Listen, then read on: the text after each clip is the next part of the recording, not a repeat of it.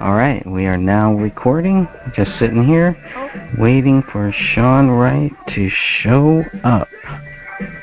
Merry Christmas. Very Merry Christmas. Please let me know in the chat if you can hear me. I would really appreciate that. I'm just going to drop a line in the chat. Can you hear me? Can you hear me coming? Testing 1, 2, 3. Looks like we're in the meet. Alright. Hopefully you can hear me. And we're still waiting for Sean Wright.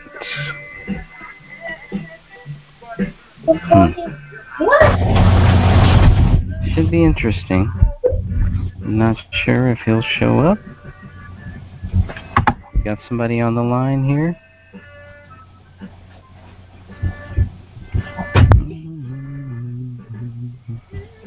Sounds like somebody's trying to talk, but I cannot hear them.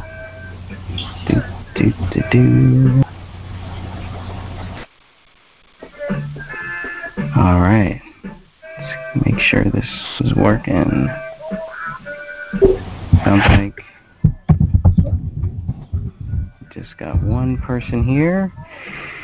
2 people here. If you're in the chat, if you could just drop me a line in the chat, or else if you're on your phone. Oh, awesome. Thank you. Glad it sounds good.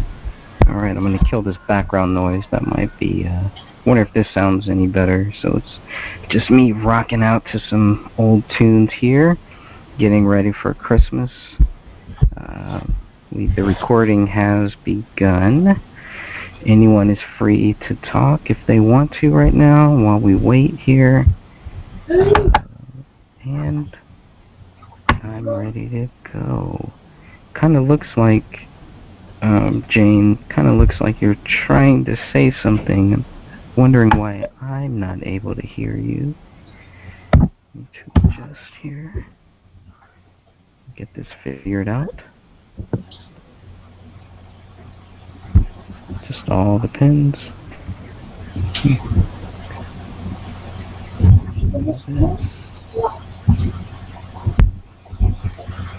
I do hear somebody.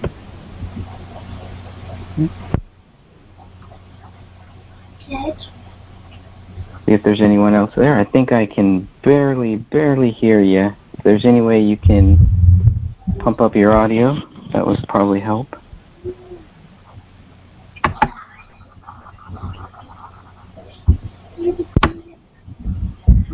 Testing 1, 2. Okay, I can hear that. Here's something going on there, but okay.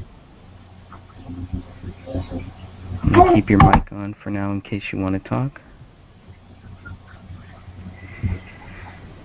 Okay, we're about 8 minutes in, just waiting.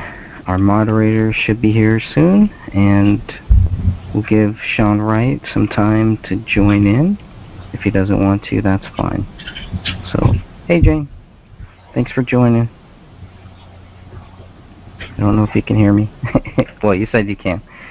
But, okay. I'll keep you on. And if he doesn't show up, obviously, this will be a very short discussion. And maybe I'll just go over the questions that I was going to ask him. I think maybe we'll do that. So I got a ton here. Obviously, the first question is, how can you prove David Crowley is guilty? Okay, where is the evidence? And I know we've all been saying that. We've all been talking about it. But every time we give Wright a chance to answer the question, he just dances around it. Fun dancing, but we're going to keep looking for the truth. Still open to all possibilities here. Just we're not seeing anything that would show David Crowley is guilty. So we'll keep on trying. Keep going with it. I think that's very interesting. Very interesting stuff here.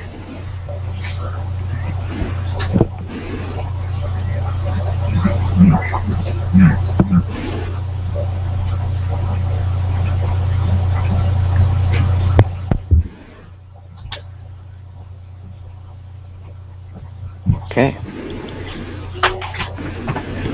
Now we are in the hunt. Alright, so I'm just testing different sources here. Got my one source. This is my backup source. How does this backup source sound if you get a second? If you can drop a line in the chat. Just want to make sure the backup source is also good, so we don't run into any issues. That would be awesome. Let's see how it goes here. Or else I'm just going to begin and spend some time chatting with myself, I guess. Thank you. Appreciate that. Okay, so we got two sources here working. No problem. I like that. And we're just going to keep going, keep moving along. So on Thursday, December 14th, 2017, Sean Wright accepted my invitation to a debate. So I wanted to give him some time to prepare for that, and so that we would find a date that would work for both of us. And more importantly, that we would also give people enough time so that they could join in and listen to this live. Now it looks like Sean has decided not to show up, which means I'm going to be declaring victory here very shortly and declaring myself 2-0. And that only leaves one person left. That only leaves Danny Mason, who has also accepted my invitation to a debate and also has not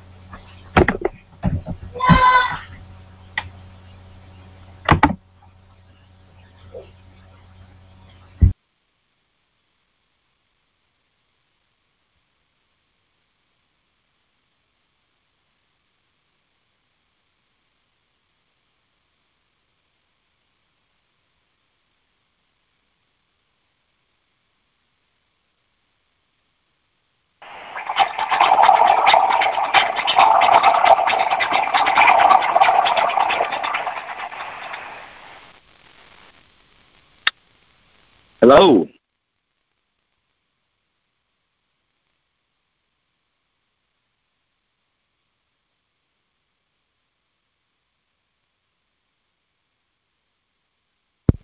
All right. It looks like we got somebody here. How are you? Oh, dropped off the meeting. Okay. Well, that's the thing. Here we go. Because I'm on two different lines, I have to remember to mute myself when I'm on one and to unmute myself when I'm on the other. So, my fault. So, it looks like that person hopefully will be calling back in. Who knows? Maybe that was Sean Wright trying to call in right now. We'll definitely know in a few minutes. So, where was I at? Well, it still goes back to the one question. If I had one question to ask anybody, it would simply be, how do you prove David Crowley is guilty? So we know we gave Sean Wright that chance.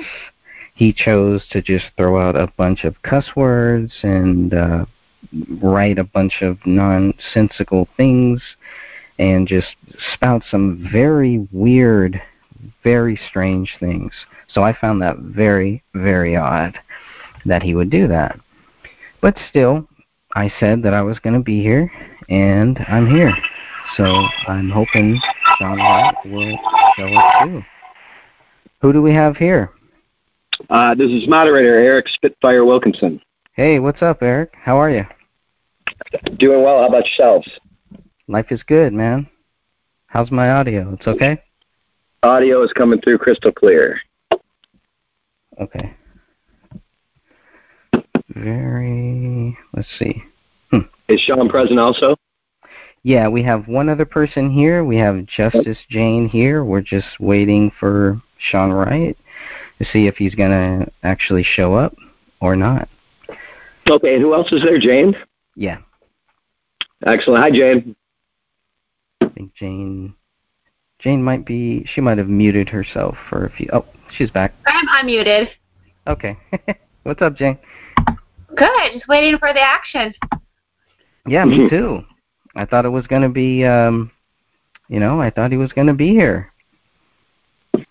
That was the whole point. I'm broadcasting out live on my backup station because my current main station is down for another month because of Sandy Hook, which is a whole other rabbit hole to go down. But we'll see if he shows up. Yep, definitely. Or else I'm going to declare myself undefeated 2-0. How about that? Be the shortest broadcast I have done in a long time. Yeah. So I was just letting everybody know that it was Thursday, December 14th, 2017. Sean Wright contacted me. He said that he would debate me. So I figured we would wait, give everybody some time, give him some time, give myself some time, and give everybody who wanted to listen in live, give them time too. And then I think the following day he called me and started cussing at me and left me a voice message and all of these text messages and this and that, calling me all these names and all that. But hey, I'm still here. I'm still ready. And even in wrestling, if the guy doesn't show up, they give him a 10 count, and the person who's standing in the ring wins, and the other person loses. That is the truth, and isn't it par for the course that many of these individuals claiming to want to come on respectfully and state their opinion never show up? Yeah, why? Why do they even say anything? And Greg Fernandez, I've known Greg for a while, him and Dan Henneman, and they investigate different, if you want to call them conspiracy theories. They're really usually just truths. And I've seen this happen many times. They're honorable guys. They're very respectful. And usually their opponents never show up, and they are usually the opposite of respectful. Now, Sean is what in relation to David Crowley? I think that's a really good question. I guess he was involved in the Gray State Project at some level. Sean Wright claims to be one of the last people to ever see David. And Sean Wright, I think he has some ties to the Gray State social media, but he was one of the first people out there really bullying people, really trying to force people to accept that David Crowley was guilty. And all we ever asked for was proof. Where is the evidence? I'm definitely open to it, but if you can't provide the evidence, then don't make the claim. And if you're going to make that claim, then just say, this is what I think, you're free to think whatever you want, blah, blah, blah. But Sean Wright likes to pass it as fact, but we're not going to let him do that because it's not a fact. Were you ever able to get on with Mason Hendricks, who is another supposed close friend of David Crowley's, who completely believes that David Crowley murdered himself, his wife, and his young child? They left the dog alive, though, to eat the bodies. And there's just so many holes in the story. It's like a piece of Swiss cheese, is it not? Yep, it is. And yes, I've spoken with Mason Hendricks many, many times up until recently, but he never wanted to talk publicly. So that's, that was kind of the whole thing. But he would tell me things too that later on I would find out were not true. So we have all of these guys making these claims, which is fine, and their stories don't match, but they all come to the same conclusion, that David Crowley is guilty. Depending on who you ask, you might get a different story about what they think happened. Like, it's okay for them to speculate on what might have happened, but if we do, then somehow we're being disrespectful.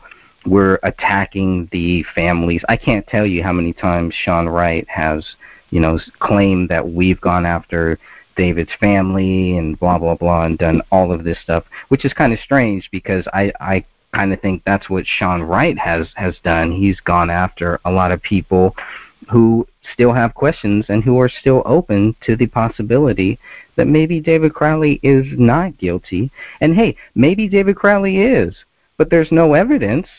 There's no proof to it. So why would anybody say that, yes, David Crowley was, and try to pass it as fact?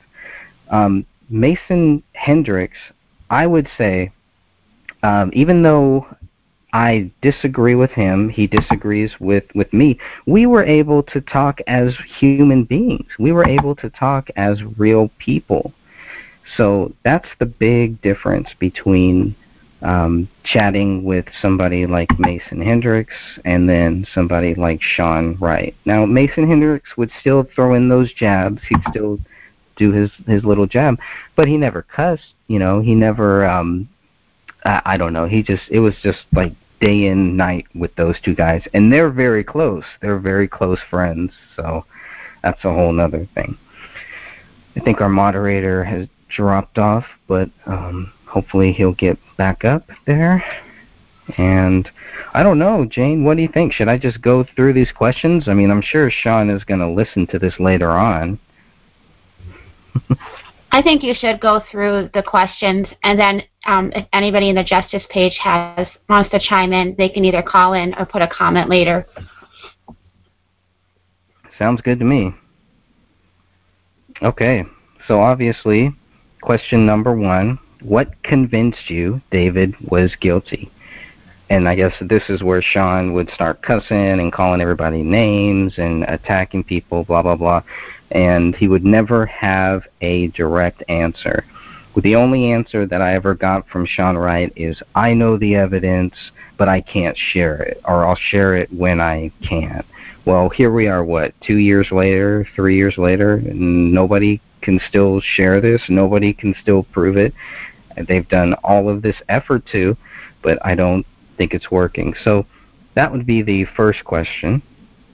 Let's see. Well, I would like to know why Sean Wright chose now to debate me.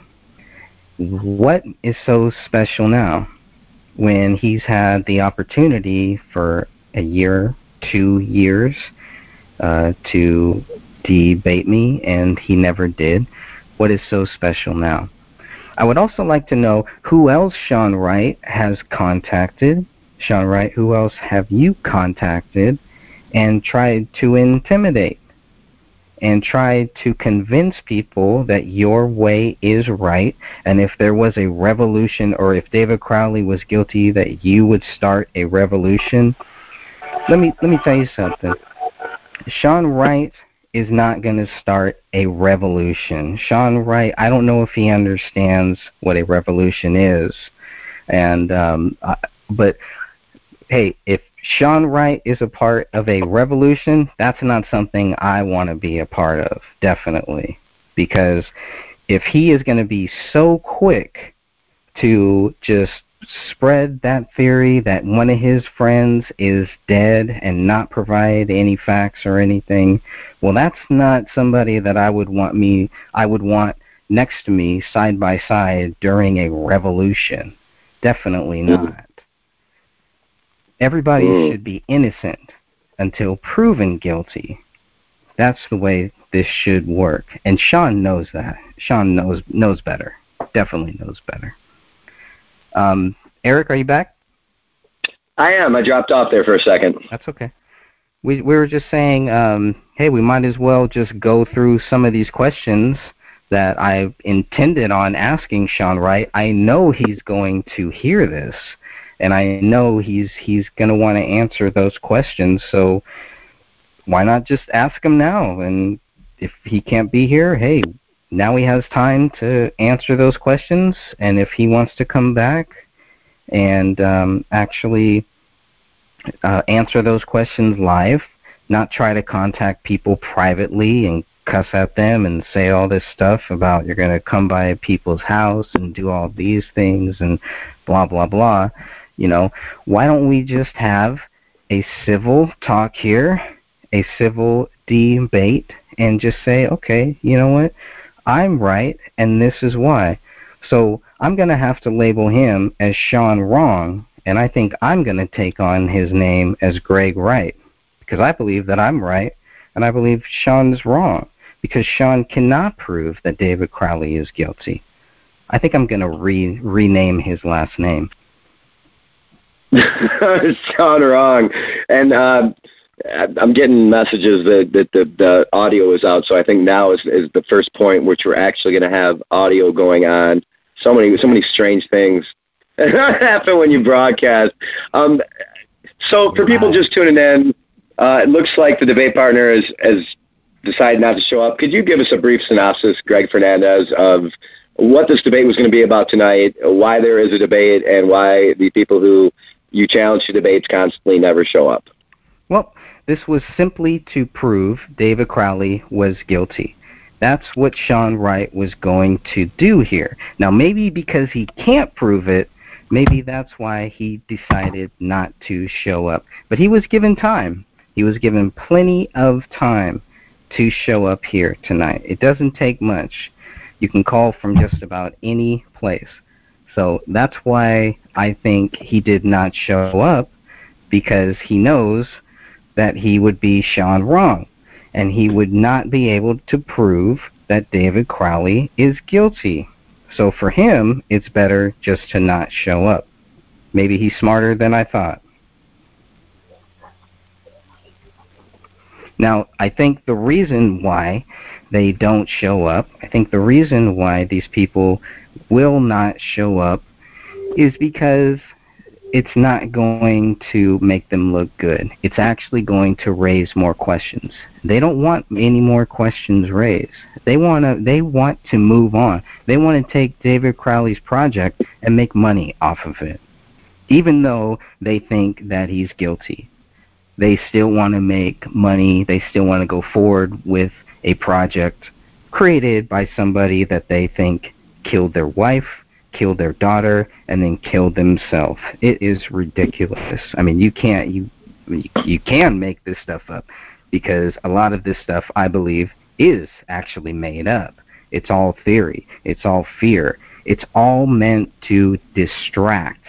It's all meant so that people don't focus on the real facts, so they focus on me, so they focus on these wild theories.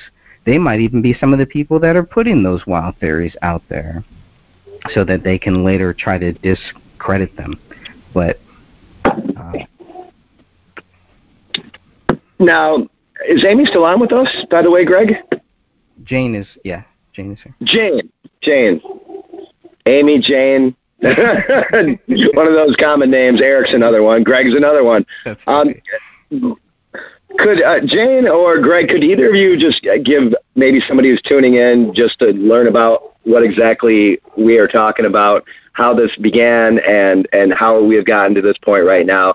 I know that's a lot to frickin' go through. Basically, what David Crowley's being accused of and what his project was that makes us believe that he was murdered before he could complete it. Jane? I think I'll let you take the ring on that one. Okay. Greg. Well, you have to remember, my view is very biased, because I am not a Gray State fan, and I'm also not sure that David Crowley was actually murdered.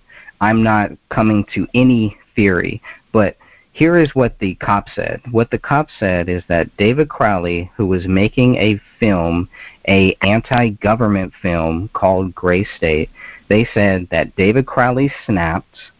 He went to this dark place because of the stuff that he was looking at, because of the movie that he was making. They say that David Crowley snapped, killed his wife, killed his daughter, his 5-year-old daughter, and then shot himself. They say David Crowley wrote 2 notes, neither of which were signed. There was one written note in the office bedroom that said, submit to Allah now. David Crowley is not a Muslim, as far as I know. I believe he is a Christian, but I am not sure about that either. But how do police walk into a room, see that somebody has written submit to Allah now, and it's not signed, and they just think, well, that must be David. Okay, well, maybe you do handwriting and all that stuff and you figure it out later. The second note was in the kitchen, and it was on a laptop, and I believe it just said, I have loved you all with all my heart. And once again, it's not signed by David Crowley. In the living room, somebody wrote in blood, Allahu Akbar, in somebody's blood. Now, the police say that David Crowley wrote that in Kamel's blood. So that is kind of where we start here, where we're seeing, okay, they've created this story that David Crowley is guilty, and where is the evidence to back that up? That's all we've been asking. That's it. The police investigated this for 1 year and then quietly closed this case, and they are not taking questions now. They are not discussing this case now. So this was just an open and shut case. The police say that one of the reasons why they believe David Crowley is guilty is because they found no signs of somebody forcing their way into this house. They completely disregard the back door that was unlocked. It was open, so they didn't need to look for anybody forcing their way into this house. Somebody had an open door policy to go into this house. To make it even worse, in the living room, there was a bullet hole that the cops also missed. This bullet hole was not found until the 3rd time that the cops were called to this house. This is the same bullet hole that leads to the bullet that the police say David Crowley shot himself with. I know this is a lot of stuff here, but these are some of the basic things, some of the simple things that I always try to bring up first, because they are the most important things, because they always say that I am some David Crowley fan, that I believe that the government killed him. I'm not saying either of those things. Those are just lies. So there's so many lies out there. It's just about, okay, if David Crowley is guilty, let's see the facts. We were told year after year that the facts were coming. They're right around the corner. All you have to do is just trust us, shut up, don't talk about it, and that's it. And here we are. These bodies were found, I believe, on January 17th, 2015. And here we are, still looking for any possible proof that David Crowley is guilty. And I find none, and that's why I think Sean Wright did not show up, and that's why I am about to declare victory and to declare myself undefeated in debating this case. Well, if you do not show up to the playing field, then you are defeated. And right now, I have a screen share going on right now of what they said David Crowley wrote. And this is the first that I've heard of this, Greg Fernandez, so I'm kind of freaking blown away now that this was not even his own handwriting here. It says, open the Rise, most recent version, and submit to Allah. And this is not even his handwriting? Well, we don't know. They never really did any tests to prove that this was his. From the very start, I'm telling you, from day one, they began with a theory that David Crowley was guilty. So in their eyes, they didn't need to do all of these tests. They didn't need to look for these certain things. They didn't need to look at the fact that David's right hand was missing they just said, well, David shot himself. Okay, well, if David is right-handed, his right hand is missing, where is the proof that he even shot himself? Right. So, I mean, it's such a simple thing. And just to give people a little backstory, if you've never heard of David Crowley, I mean, David Crowley was a screenwriter and an aspiring filmmaker, and he was working on his first independent film, which was exposing the New World Order and the Illuminati, by the way. And he had a wife whose name was Kamel Crowley, when she was a registered dietitian, and mostly worked from home also, just like her husband. And they had a 5-year-old daughter, Rania, and she was a very smart kindergartner, and she rarely ever even missed school. But everything changed when all three were found fatally shot on January 17th in the living room of their house. And investigators immediately pointed to an apparent murder-suicide 3 weeks earlier, after they finally found them. Immediately is a key word, and they found an Arabic phrase written in blood on the living room wall. And they also found Spiral Notebook, which we were talking about just now, supposedly written by David Crowley, submit to Allah now. And the Apple Valley Police Chief, John Reitzigo, am I pronouncing that right? Yeah, I think so. Reitzigo. He apparently decided that this guy just snapped, and that's why he did it.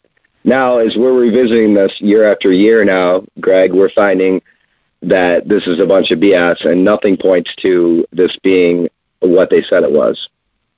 Right, right. And they were saying that David Crowley killed himself because his project was failing, he wasn't going anywhere, which now we know is not true. David was working on the Gray State project up until the day he was killed, or up until the day he killed his family and killed himself. However you want to look at it, that is what the Gray State team will not tell you. And I use the Gray State team, I use that term very, very loosely. But they will not talk about that. And why? They also say that David Crowley was broke, when we know that David's dad gave him a $14,000 check and left it, well, the $14,000 check was left on David's porch on December 26th or December 27th by David's brother. So I'm not buying the fact that David was broke or they killed themselves because they were at their end. They had everything going for them.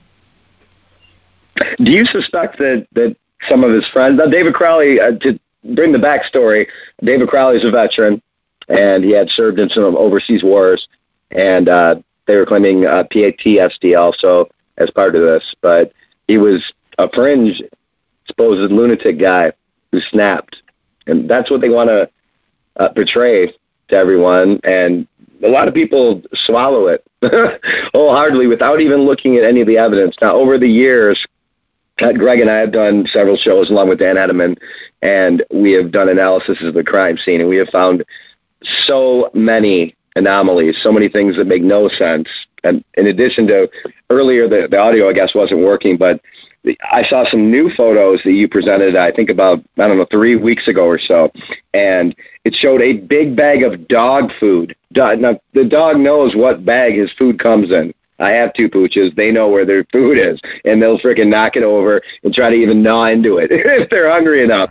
So there's a big bag of dog food. I would think that they would go for the tearing into the dog food, that the dog would go and tear into the bag of dog food far before it would go tear into its owner's freaking flesh. But the dog food is still sitting there. The bag is unopened. I mean, just ridiculous things like that. So many ridiculous anomalies that have been presented here. Everything adds up to a deep state hit. Yeah, there was, I want to chime in too. When they say that David Crowley was snapped or he was mentally ill, they can't even agree on how he was mentally ill. I mean, that doesn't make sense. There's like several theories floating out there. One is he's obsessed with violence his whole entire life. The other theory, he has PTSD. The other theory, he is a domestic violence abuser. The other theory, he had joint mental illness and his wife caught the same mental illness and entered into a suicide pact with him. And then when you ask questions, it's, oh, we don't have the answers because he's insane. They can't even agree on that. Their views in itself constitute irrationality. Absolutely it does. And these two were, by all respects to most observers, a happy couple. And again, their daughter was happy and in school and was doing well. So nothing, and then suddenly this happened. Now we know, and we're doing this show tonight for another reason. The reason we're going to continue when the opponent has not shown up, we can safely assume they've been defeated. You lose! But we can safely, it was Christmas when this happened. And there was presents stacked outside their door for weeks. Was it 3 weeks, I believe? Is that right, guys? Yep. 3 weeks, and like there's presents like tilted on top of each other. They're in the exact, in other words, they're in the exact same position that they were when they were left there 3 weeks later in the middle of winter. Which there's no way those packages would have been moved around. They would have been worn. There would have been snow on top of them. They would have been wet. But anyway, we went through these many times. Anyway, long story short, he was making a masterpiece exposing the New World Order. A masterpiece like we've never seen. And I've heard other people say that, oh, movies like this have been made, but not in the detail this was. And when we finished this broadcast, I made a promo for my station using the trailer, and I just put some different music to it. And when you see this, you tell me that you see any of this, no matter how much you say they're exposing the New World Order, that it was doing it in quite this way, where they actually show the people sitting in the frickin' control room with the huge frickin' Sony Trinitrons watching your house and showing it that way. Now, and this is reality now. So what we were seeing back then has happened now. And in my opinion, David Crowley will always go down in my head as not only a martyr, but a great man who took the ultimate risk to expose the New World Order. So that was kind of a long-winded rant, but my wife had told me when I was coming down, she's like, okay, you're the moderator, so you have to be non-judgmental. And I said, oh, yeah, I'm going to until the end. Until the end of the debate, when we've completely shown that this man was murdered by the deep state, then I'll put my 2 cents in. But until then, for sure. And I think, again, every time Greg Fernandez calls out somebody who wants to prove their side, and this is a man I've known for a while, he's a good guy, very respectful, very close to Christ. So the reason for him not showing up could not be that Greg was going to attack him or be vile. The reason they never show up is because they know the truth too. And now what Greg's asserting is that the reason they're doing it is because they're selling out their frickin' one of their best friends to make a buck. Because they're remaking the movie now, aren't they, Greg? They are. There's no doubt. They're gonna try, but I don't know if it's gonna work. What does that look like now? I mean, we've been waiting, what? It's been over 2 years now, right? Or almost 2 years? For the movie? Since they said they were going to remake it. Well, I think they've tried to shop it to people who have turned it down. I think the same people that David Crowley was working with to get this done, Danny Mason and Joe Biggs, I guess they tried to shop it to the same people, and they don't want to touch it. I don't think any Hollywood company is really going to want to touch this project. It seems odd if any of them would. Almost like wanting to touch a project about what really happened on 9/11. Same concept, or Sandy Hook. Yep, that's true. That's very true. I would like to add something too. Go for it. There's a YouTube video out there. It was a promo David did with a company, and I think he was going to promote Gray State products with this company. And so before he died, Hothead Productions. No, it's another one. It's on the Justice page. I have to check the name, but I'll see if I can find that. One of the promo videos actually showed a man working on the Gray State Project, and he doesn't realize that he's being watched the whole time. And then somebody breaks into his house and shoots him, and he dies while working on the Gray State Project. I just thought that was so eerie that that promo really predicted what happened to David and his family. Yeah, how odd that people would become silent, even close friends of David Crowley and his family, after witnessing some atrocities like that. Yeah. Very strange. And I'm on the page, so I like to find the production company. Oh, I can look too. Yeah, if you see it before I do, just let it go on. I guess we really don't need to go much longer because, I mean, a 45-minute window. He probably got caught in traffic or something like that, right? Sure. Yeah. Let's just go with that. Why not? Sorry about Okay. Well, what was that? that. Sorry. Technical difficulties here. Michael Entertainment Group, is that right? Michael Entertainment Group. Mm-hmm. Let me get a screen share of this.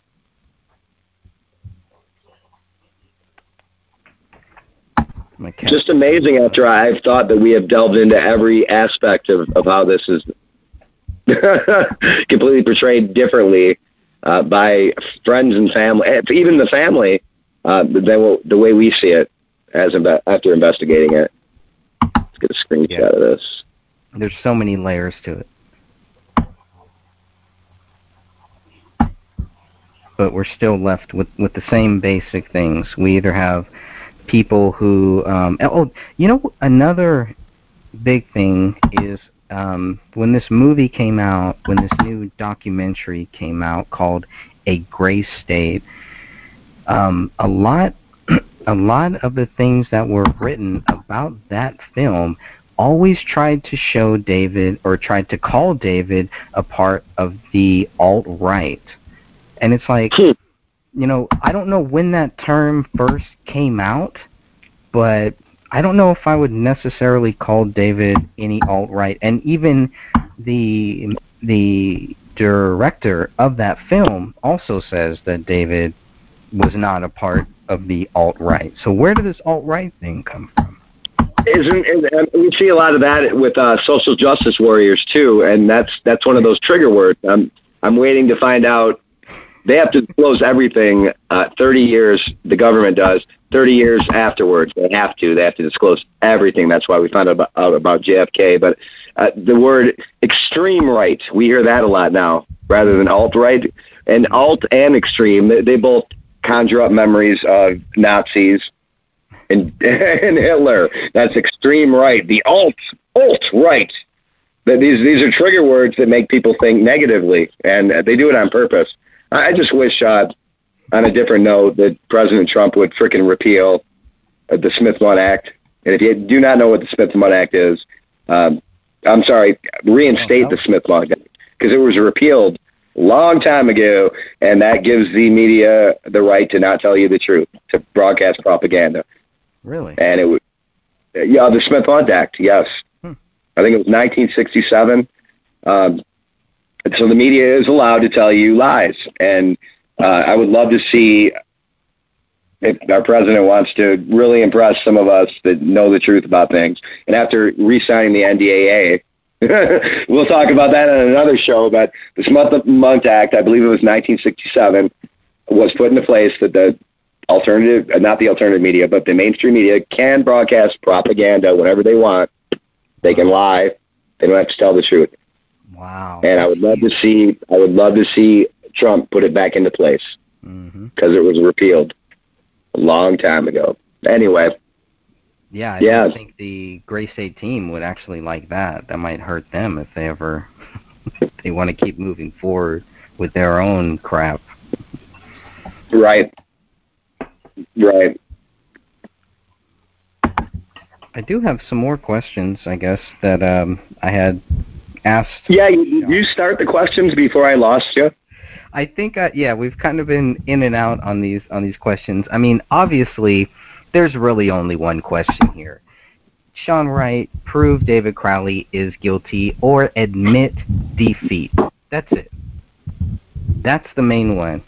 So I didn't expect to get past that first question because I thought he would do the same thing he did when he called me and when he left me all of these text messages and just saying all of this stuff and just cussing and making all these claims and spreading more lies, lots of lies. So, but there were some other questions. Why did Sean Wright, when there were two, when this first happened, there was a Facebook page and a Facebook group that were created for justice for David Crowley. Sean Wright and some other people wanted to run those two sites. They wanted to control those two sites because they wanted to control this story. Which, if it was, if it was to help clear up the good name of David Crowley, I could see that. If it was to say, you know what, guys, David Crowley killed his family, and this is why, I could see that too. But that's not what they did. They wanted to shut it down. They wanted to make sure that nobody was asking questions. And you can go back in those first few days after the bodies were found, and you can see how many people tried to come out playing a victim. They're not a victim. Sean Wright is not a victim in this case. Danny Mason is not a victim in this case. There are 2 or 3 victims. And then there are questions about what the real story is. And that's all. So, Sean Wright... Sean Wright and Danny Mason, they were both, if I'm not mistaken, they were both served in combat with... No. With Crowley. Or was it just Mason? No, that was Mitch Heil. Oh, neither of these guys did? Correct. So who are they to David Crowley? Good question. Who are these? Okay, well, wow. I was under the assumption that they both had served with him or were at least family members. No, I think Danny Mason was the guy who got David Crowley involved in looking at a lot of the stuff that we're always looking at, September 11th, all these theories. So these are just random people, basically? Well, I mean, I don't know if I would say random, but yeah, everything happened very, very quickly once they all met, and all of a sudden this trailer that David makes takes off, and they start building the whole Gray State team and building their future plans for the whole Gray State project.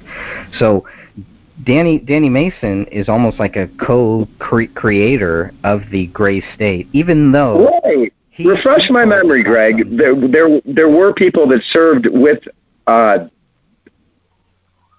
David Crowley in the military. They were coming out and saying that they believed the original narrative themselves, correct? Correct. And that's Mitch Heil.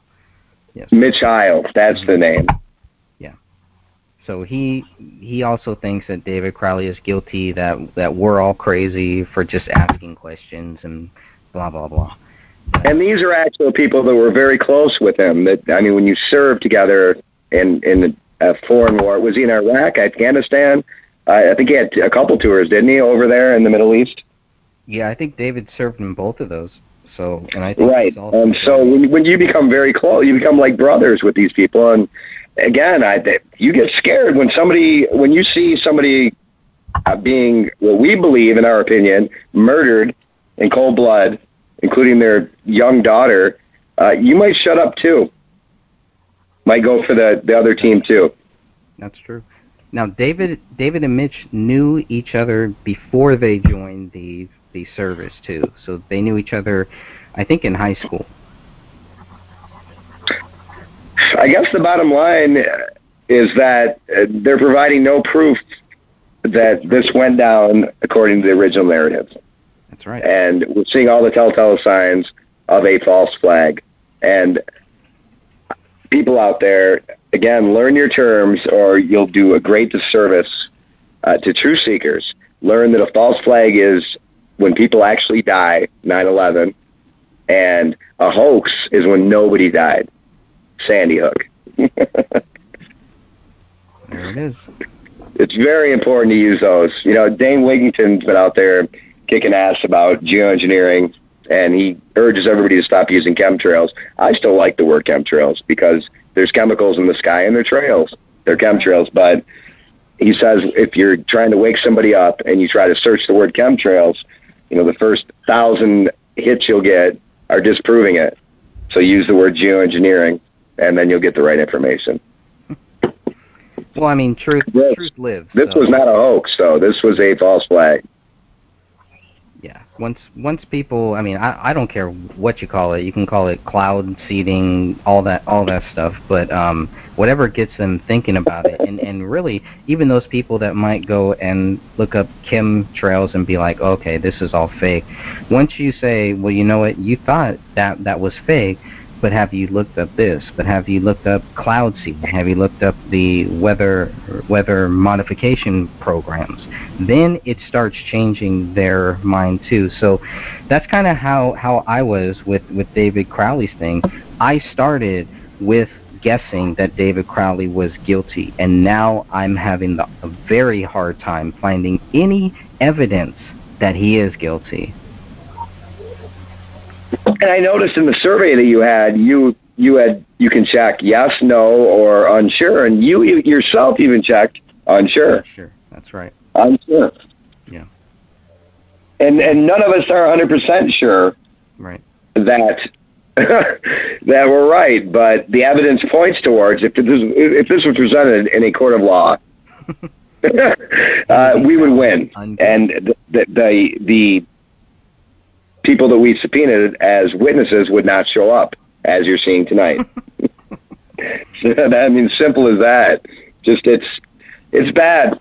And to me, when I say false flag, I believe this was a false flag on David Crowley. I believe he was creating something and about to release something so real, so in your face, so thought provoking that they had to silence him. That's my opinion. Mm-hmm.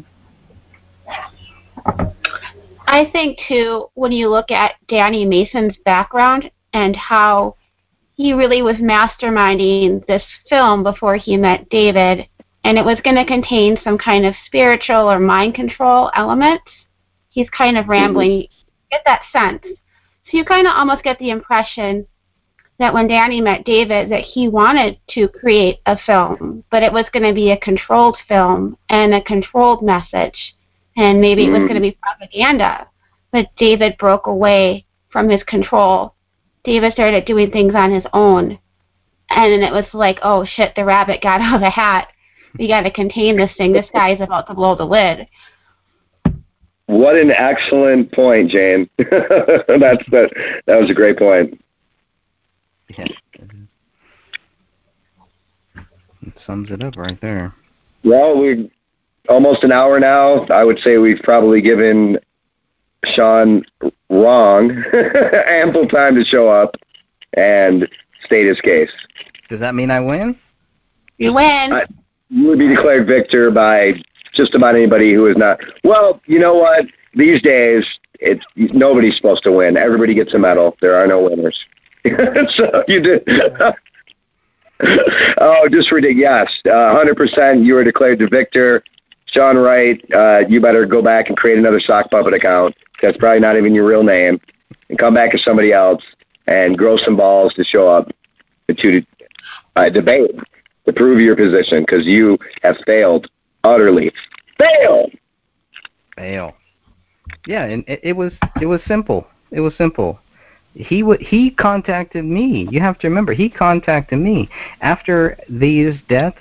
He contacted me trying to tell me that David Crowley was guilty and don't get involved in this because you don't want the FBI and the Department of Homeland looking at you and just all these very weird things. Wait, what the hell they think was going to happen making a movie like this in the first place? Yeah.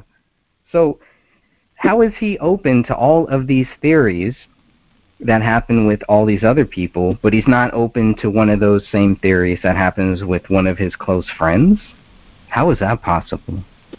Right. I mean, unless he's a plant. Say it again? He could be a plant. It could be. Maybe he needs to look like he's open to these theories to get to people who really are open. To what purpose? Well, I mean, he's a reporter with We Are Change. Well, not really a reporter, blogger more likely, but he's he's getting involved with groups and movements all the time. It wouldn't take much to appear like you're open, interview them, get some information. Did you say We Are Change? Yeah. Yeah. Luke Radowski, right? Yep. Yeah. I mean, there you go. You could easily screw somebody over, get information on them, find out what their groups are doing, do some surveillance, give them fake information. I mean, possibilities are open there.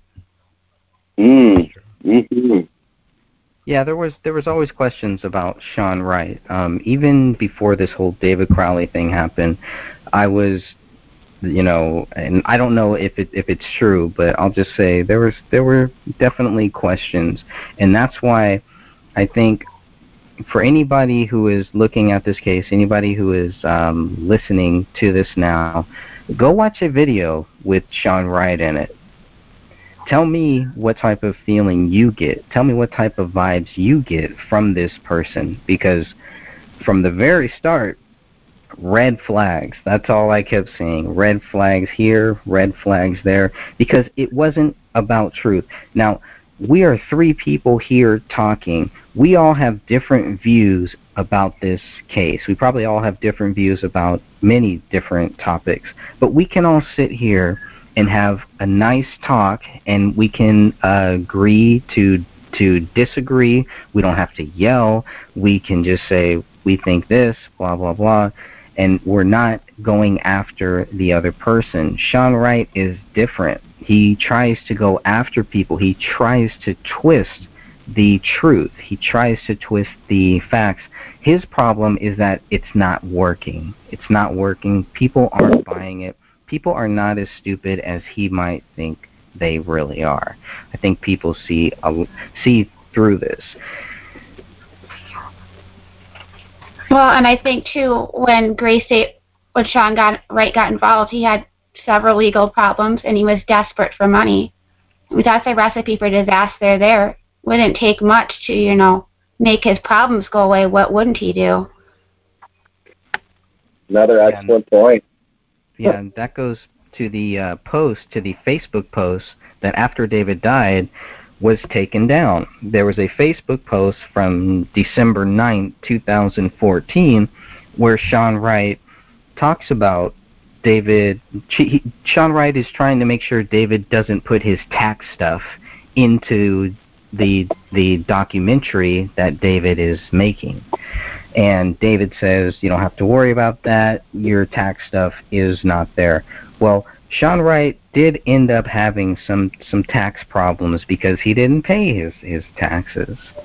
So, but why that? So those taxes problems perhaps taken care of for supporting this narrative. Yeah. Well, he's I don't know.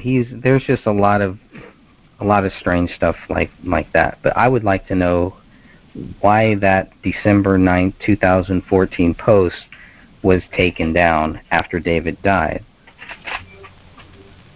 The only bad thing is that it mentioned Sean Wright. Why is Sean Wright contacting people? Why is he trying to bully people into believing whatever he wants to think is true?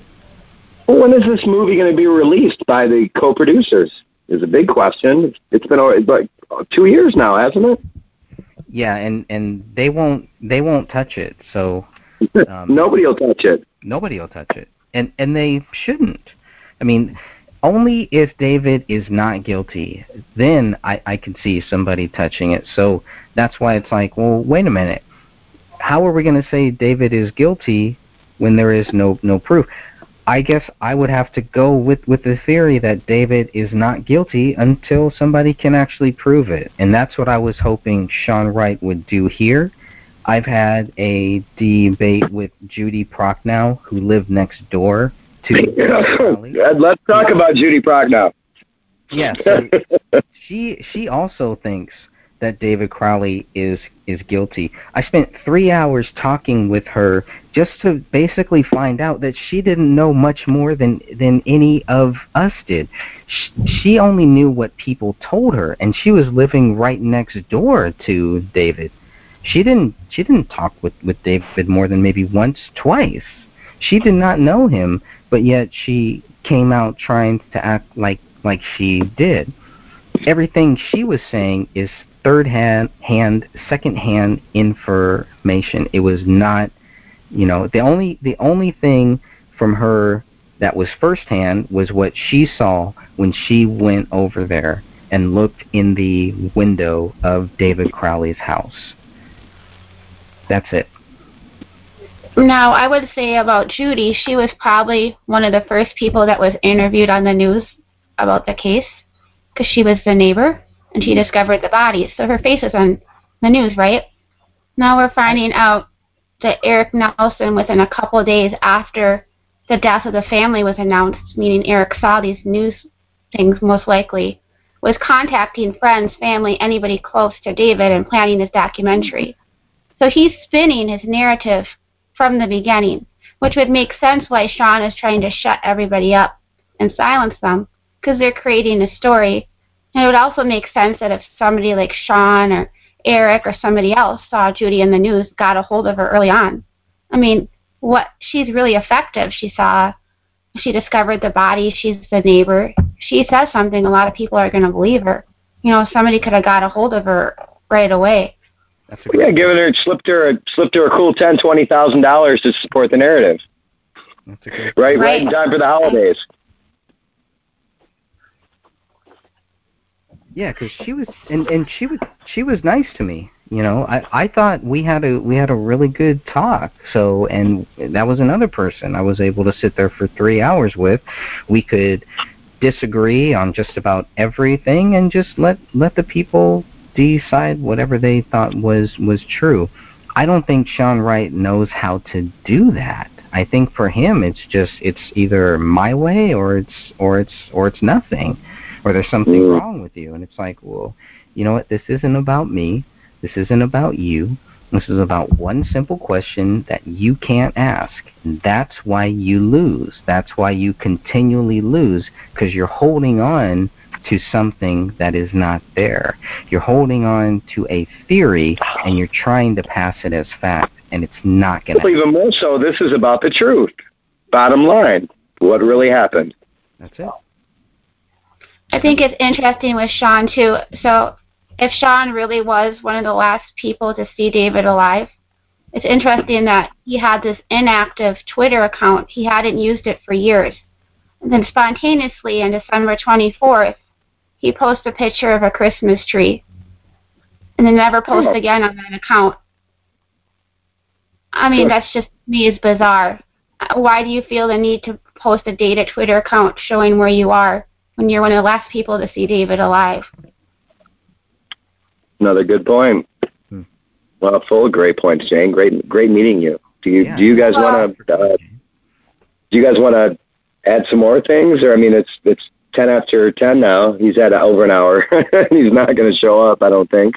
But I think we've educated people a lot more on David Crowley, as Greg always does, and now Jane is doing the same. You even brought up more questions in my head than I already had, and I was already convinced, like the mind control aspect, like the fact that the letter might not have even been written in his handwriting. Yeah, like the fact that the dog food was sitting there unopened. The dog didn't even try to get into his own dog food. Decided to eat that whole dog food decided to eat the family instead. That's just that sealed the deal for me when I saw those pictures. Yeah, somebody posted that, and that's why it's so important to get so many different people to look at these crime scene photos, because I had seen those crime scene photos many times and completely missed that. And somebody saw it once and was like, oh, wait a minute. Now, there is one strange thing that we do need to, I hope that we can talk about that, is the Bohemian Grove statue inside of David's house. I've been trying to figure out why he had that there. Okay? I'm seriously investigating the possibility of demons involved in this case. And I know that sounds crazy, but when you consider everything else, it's not so crazy. Not at all. Not at all. I mean, this is a battle between spiritual warfare that we have going on right now on many fronts. I mean, good versus evil. That's I agree with you. Yeah, so I mean, I've been looking at that, and I think this new documentary kind of goes there. I don't know if it's goading people like me, if it's trying to create something, some bait on a hook that I might follow and try to create this theory. Okay, this is what happened. David was killed by demons. The demons got him, and blah blah blah. Which I'm not gonna do. I'm not that stupid, you know. But I am looking at the proof. And from what certain people have told me, that David did dabble into the satanic stuff. So I do have sure, and we both. But Jane can probably concur with us that in this, when we're seeking truth, it's shocking to you. And personally myself, I've seen lots of people go off the deep end and lose their shit, lose their spouses. Lose their mind because of where this brings you. So we certainly are not ruling out that this may have went down somewhat the way they said, but we're still waiting to find the facts out about it. But yeah, that's another great point you just brought up, Greg. Yeah, I'm gonna. And I think you can't overrule either that many of the people in the team and around David were dabbling in occult and spiritual stuff. And then early on the Justice page, you had somebody that was basically trolling the page, and in her profile picture was actually witchcraft paraphernalia. And there's a skull and a candle and a couple other things, so there could have been influences, too, around him that led him down that road. That's true. But the main problem that I have with this whole deal is that, much like Sandy Hook, everybody was declared dead, and it was a murder-suicide right out the bat. Bang. That's just the way it is. And anyone who tries to debate that is demonized. Yeah, and when you think about the fact that what Colin Prochnow saw, what he first said about seeing did he say mannequins? Or statue. He said something like that. Yeah, that bodies did not look like bodies. Statues. Gotta find the quote. Yep. I thought he said dummies. Dummies, right? Dummies. This is Kat, by the way. Hey, how are you? I'm good. How are you? Good. Thanks for. Is there a new person in the chat? Yeah. Who do we have? I'm Kat. Hey, Kat. Say that again. Kat, K-A-T. Oh, Kat. How you doing, Kat? I'm good. How are you? I'm real good. I've done several shows with Greg, and we always present lots of clear-cut evidence. But still, it always helps the case when the other person doesn't show up. Much like a defendant or a witness in a court case, they don't show up, the case gets dismissed. And but I assume, Kat, that you're on here because you have some thoughts about the subject of David Crowell and Gray State. And we're live on YouTube also on Sentinel Eric Spitfire. Oh, I have lots of thoughts, but what else we're talking about the Bohemian Grove statue. My first thought was maybe that it could have been used maybe as a prop to begin with, and maybe that he started looking into it.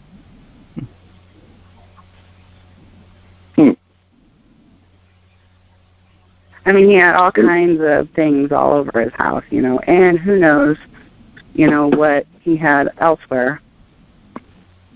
Oh, so you're talking about the Bohemian Grove statue that David might have been using that as a prop. Maybe that was part of his movie or something?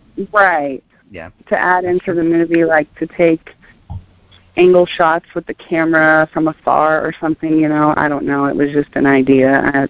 Well, imagine that, a bunch of Illuminati New World Order paraphernalia around while you're making a movie about the New World Order and the Illuminati, right? Yeah. Right.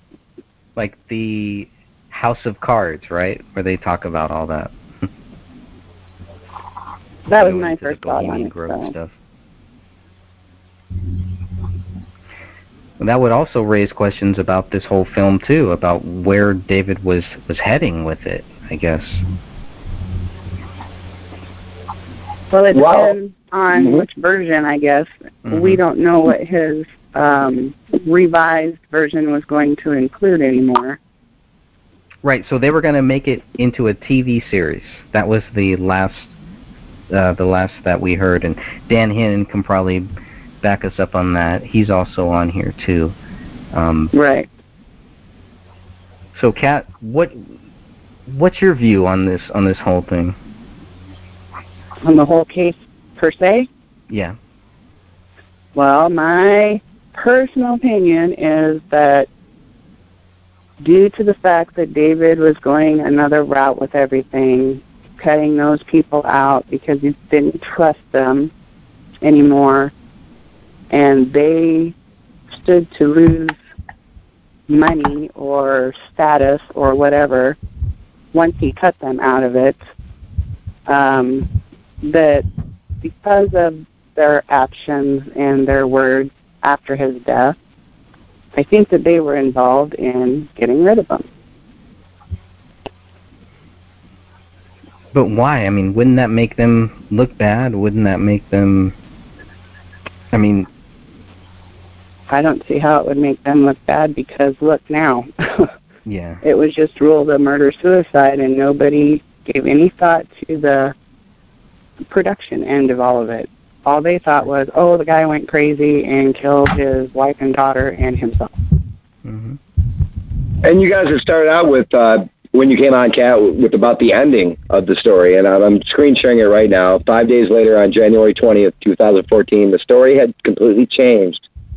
After 2 years of trying to extract the Gray State story, I think I finally may have done it.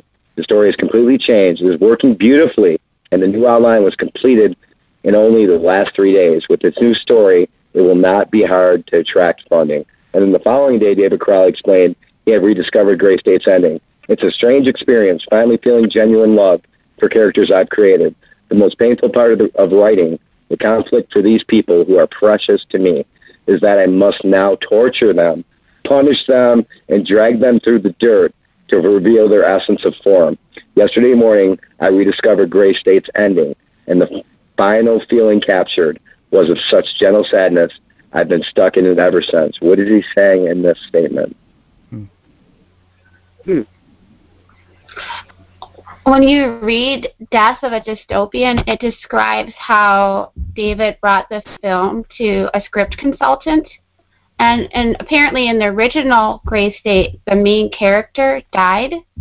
And she felt that he needed to change that ending and keep the character alive.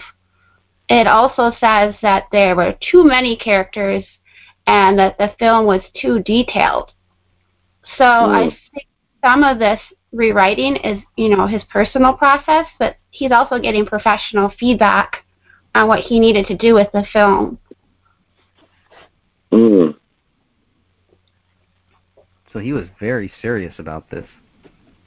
Well, at the end, and you can spin it to say that he's making a euphemism here, because the most painful part of writing the conflict for these people who are precious to me is that I must now torture them, punish them, drag them through the dirt to reveal their essence of form. You might be able to kind of think that maybe he's talking about some of those people around him who he was pulling away from, as we did see towards the end of this family's life. They pulled away from all these people.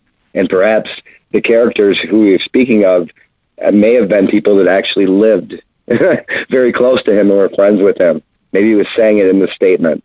I don't know. Maybe that's just me. I found this on your page, Greg, a few days ago, and I found it very enlightening and very maybe using a code, because I believe maybe he was talking about some of these people that are trying to support the original narrative. And he found out about them. He drew into this little circle, drew away from all of them, and then they ended him. What do you think? It sounds like, what do they say, that life imitating art, or art imitating Right. Just, this is amazing to me. Every time I go to Justice for David Crowley and Family, is that an open group on Facebook?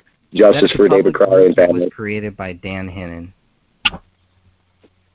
And can anyone go there and join up if they would like to learn the truth? Anyone can try, yes. But they're allowed to comment. I know with the Sandy hoax page, we have it limited to, well, it's not my page, but it's limited to a very small amount of people. They really don't want to go over 2,000, because then you invite in a bunch of unsavory characters if you just open it up.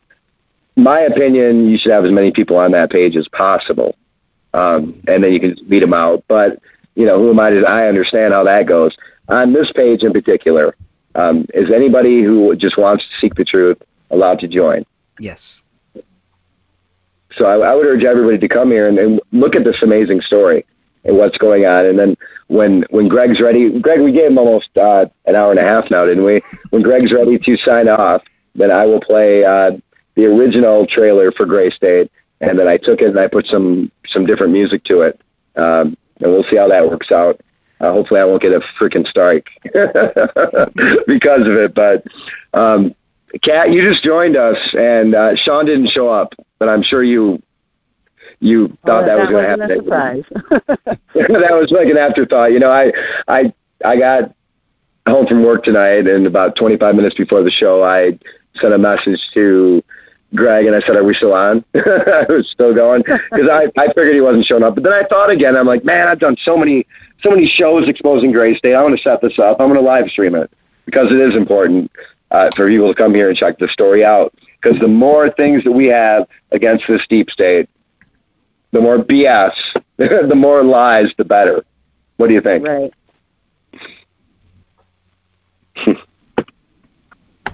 Well, as many people's opinions or bringing up points, I think the better.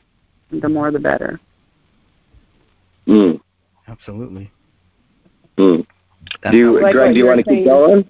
Yeah. Kat, do you keep going? Oh, no. What I was saying is, different people's view of looking at the crime scene photos. Like, there's things that, like what Greg was saying, you look at them and you look at them and you look at them, but you still miss things here and there.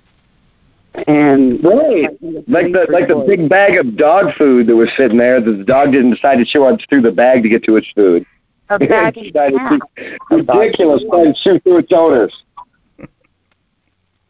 And yeah, so the more new eyes to look at the situation or the case, I think the better, because it does need a new set of eyes, and it does bring out new points. And I mean, wouldn't the toilet be completely devoid of water? Wouldn't the dog, after 2 weeks, think about a dog lapping up water? Wouldn't that toilet bowl be just empty, or did the dog flush the toilet too? Where else is he going to get water from? He lifted. Well, that was my point. If, because I had mentioned to Greg a while back, unless the toilet tank seal had a leak and was filling up that bowl, the only water that had ever been in that bowl was whatever was in it after it had been flushed, how long ever before the dog had been drinking out of it. I love that you brought that up, though, Kat, because again, that's the kind of truth seekers we are. There is, it could have had a leak or a seal break where it could have been filling up water. Therefore, that would be debunked. And we're all for people coming on and bringing things like that up. Unfortunately, They never can. So basically, what I'm saying is that we're the type of truth seekers that actually we're giving you information to use against us, and you're still not using it. Ridiculous. Right. Apologize. Just that. I like that you brought that up, that there could be an alternative for that, too. Yep. And maybe she was putting, or maybe Kamel had been putting the dog's water dish in the dishwasher to run it through, because, I mean, I clean my dog's bowls, you know, regularly, and maybe that had been one of the things that was in the dishwasher that she was going to run at the time. So I don't sure. know. That shows that you're genuine, though. I like you bring that stuff up. It's important to be genuine when we do this. Yep. I think didn't Dan post pictures of the toilets on the Justice page, and one of them, you know, obviously wasn't flushed, and there was another toilet, I think, with the lid closed. Yeah, there were 3 total. There was only one that had the lid closed. Now, the 2 that had the lid set upright, if you look at the toilet seat, it looks very, very clean. I mean, almost too clean. And if you look at the toilet lid, it looks like it was wiped up, like there was something that was actually wiped off there. But both toilets... I remember going through those pictures with you, Greg. Right, yeah. Yeah, and that was back when they only gave us 2. Dan Hinnon put in a second request and was able to get the photo of that 3rd toilet, because that's what we wanted to see. How much water is in there? How much water was in those toilets? Because that was probably the only source of water that this dog had. Now, for the dog bowls, it's also possible that there are dog bowls there, and we just did not get photos of them. Yeah, but for almost 3 weeks of water... Yeah, I mean, again, I own 2 dogs. Now, they're bigger dogs, but, I mean, they go through 2 or 3 water bowls in 6 hours here. That water's gone. If you don't fill it back up the next day, there's no water in those bowls anymore. Right, and those toilets look too clean, and I don't see any proof that the dog even tried to get into those toilets. You would see dog hair. You'd see something, I would think, but... Which station were we on when we did those? Did we do a 2 or 3-part series? 3. Was it on the Eric Spitfire channel, this one, or the main channel? Spitfire's. The Eric Spitfire channel. I think it was, because I think the other one was shut down again because we were talking about too much truth. Every single time my station gets shut down, it's the same damn thing. It's Sandy Hook. Sandy Hook, every time. Oh, yeah, of course. Well, and then you would think, too, if the dog really is eating off the bodies, he would probably be throwing up bone piles and debris, right? So he would probably need more water. He would probably be more dehydrated. Absolutely. Well, it knew how to turn the water faucet on, is what they're now saying. No, I'm kidding. Apple Valley police have stated that the dog had been taught to turn on the water faucet and flush the toilet. Wow. Just ridiculous. Right. Ridiculous. Well, and that photo of the dog food, I'm also thinking that was not probably part of the 464 photos that we first got. I think that photo was part of Dan Hannon's second set of photos. Yeah, we never went over that in the 3-parter. We never went over it. And for anybody who is new tuning in or sees this video, you can go back to the Eric Spitfire channel or Spitfire Sentinel, whichever one was actually active at the time, because Lenny Posner didn't shut it down, and see these crime scene photos. But I had never seen the one that I've seen recently with the dog food bag unopened, like the dog is going to eat its owners before it's going to eat the damn dog food. Right. My God, it's ridiculous. Well, and it's also the parts that the dog ate. So all of the missing body parts, right? We're talking about one of David's hands, his right hand, that the weapon was in. We're talking about both of his wife's hands, and we're talking about the daughter, her whole arm, and then most of their skulls. So in three weeks, that's what the dog ate. that's what they're telling us. And we're supposed to believe that ripping through flesh is a better option for a dog, which knows where his dog food is, knows what bag it comes in, sees them pouring the dog food out of that bag every damn day, twice, 3 times a day, is going to eat their owners before they're going to try to tear through the bag to get their dog food. Give me a break. Yeah. That was the stealer to me. I told you, Greg. That was it, right there. Oh, yeah. As the dog owner, knowing that my dogs have tried to rip through their dog food before and have successfully ripped into their dog food bag. They would do that before they would try to eat me. Yeah, and how easy would that have been for the cops to do a couple dog feces samples and prove it? Mm-hmm. Another question, though, that I had, and we'll never know because you'll never get those pictures, or the ME report, probably.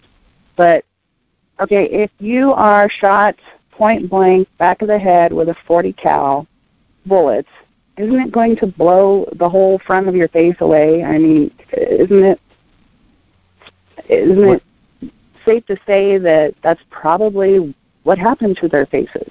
And that could be why most of their skulls are missing. Right. Yeah. Yep, I'm with you on that. The problem is the lack of blood then. Exactly. Right?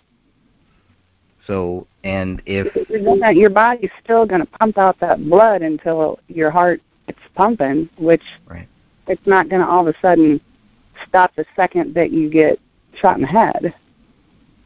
You know, it's still going to pump for, I don't know, however long, but, you know, it's still going to be pumping out the blood. Right. So if the wife and the daughter were watching something on that Surface Pro laptop and David walked up behind them and shot them, wouldn't there be more blood on the laptop? I guess I would think so, but because of where it was found next to the couch, closed, and it only has spatter, and I would assume it'd be brain spatter or whatever, on there that I could see from the photos. I mean, it just doesn't make sense of how it was sitting up against the couch closed.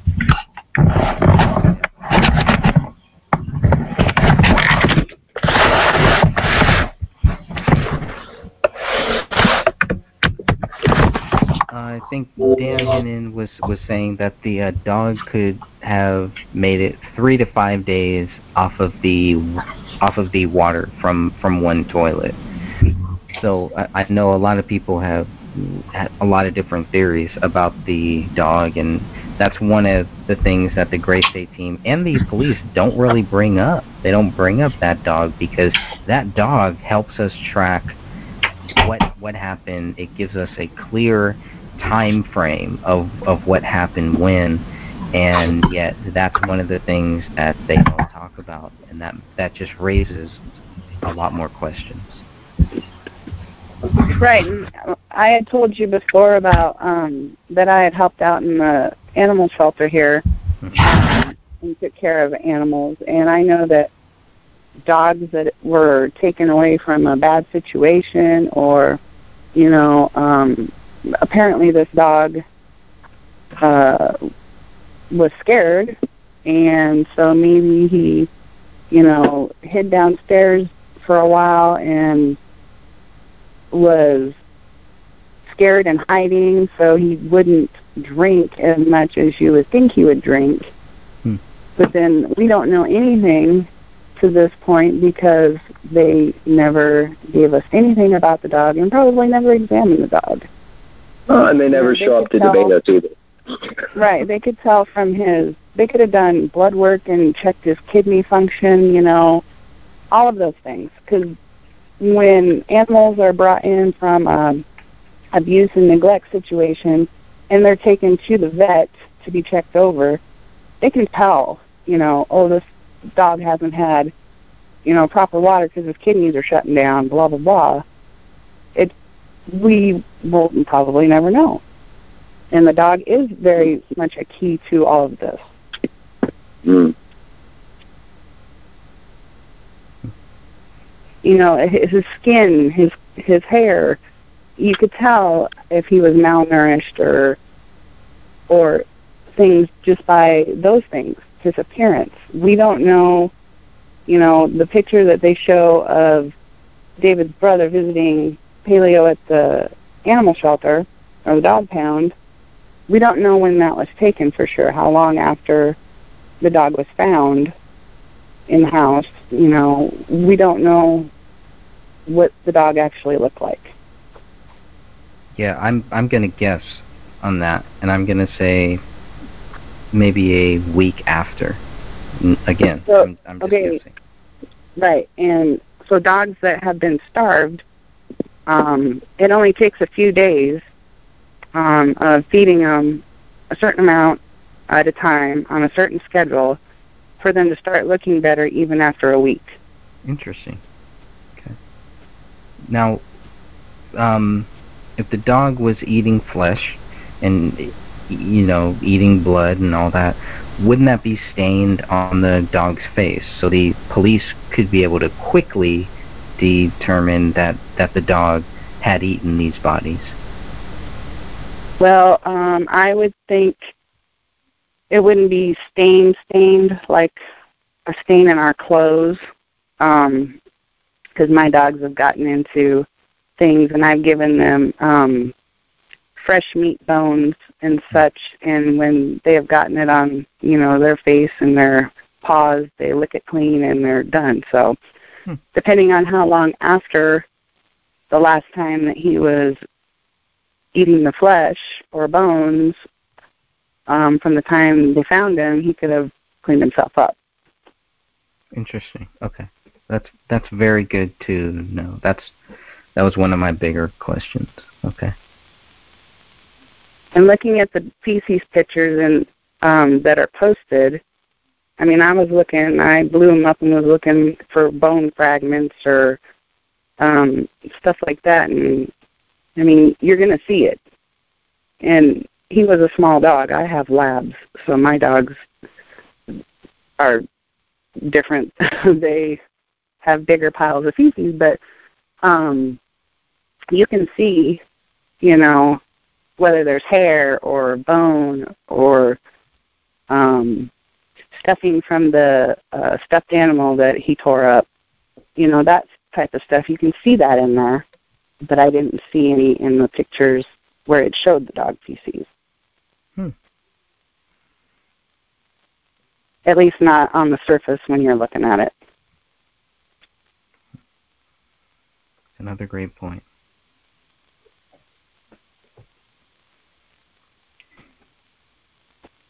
That was always one of the biggest questions, was the dog, and yeah, so.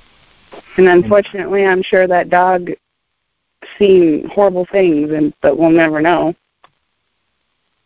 Yeah. Yeah, and there was also a couple things that I read that said that David tried to shoot at the dog, that David did try to kill the dog, but couldn't. And it's like, how do you know that? Why would you even say that? Why would you even go there and just say, well, okay, David did this to the dog or whatever? Like, come on. Like, okay, so what they're saying, and the reason why they say that was based on like bullet holes and this and that, but yet they missed a bullet hole above their head. I find that there's just something very, very strange here. It right. does not make sense to me. Right.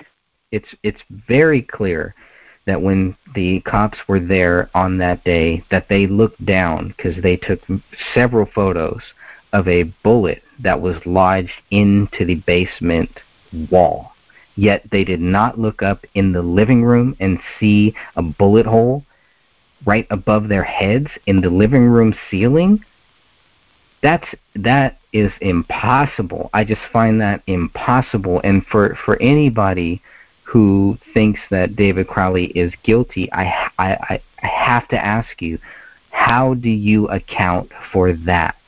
Why would police miss that? And if they miss that, if they miss a bullet hole, in the living room ceiling. What else could they have possibly missed?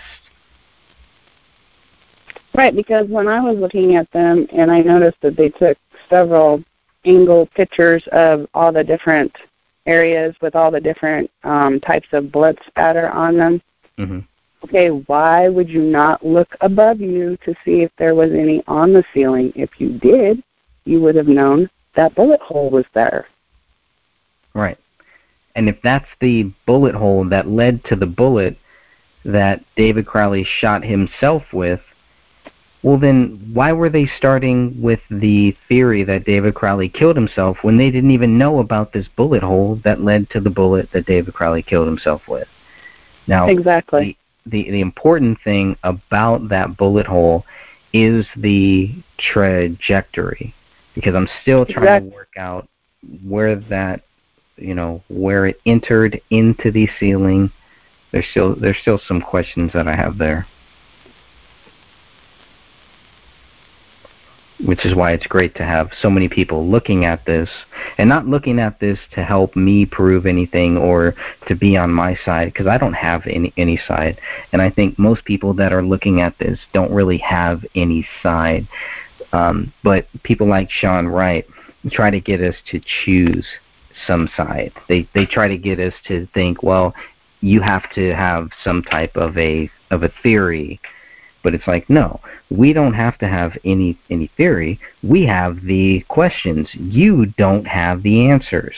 And that's probably another reason why Sean Wright did not show up here tonight, because he doesn't have any answers, because he wasn't there. The only people that were there were the people that were involved in this crime. And if Sean Wright says he wasn't there, then he doesn't know what happened. He has no idea. That is very true.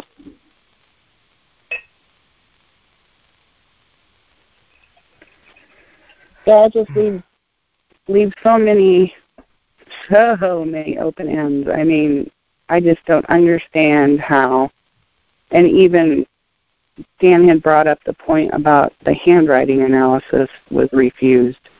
Why would you refuse them to do the handwriting analysis?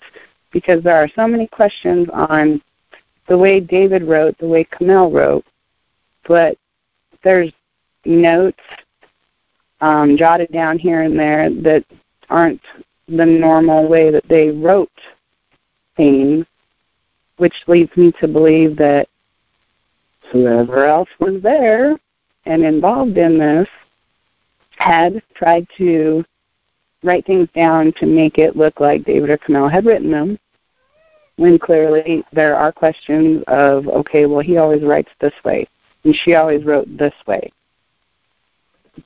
But, I mean, why not have the analysis done? It was included in the investigation, apparently. Yeah. And they just didn't want it to happen. Yep, they had asked for it. I forget which detective had asked, or somebody had asked for it, and they were like, "No, we don't need to do that." Well, why not? Wouldn't that help prove your case? Exactly. Now, if it helps disprove your case, then I could see why you wouldn't want that in there. Which I'm sure it would have, but that's just my opinion.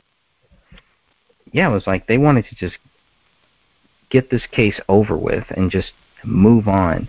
But they knew. They also knew that there would be so many people asking these questions.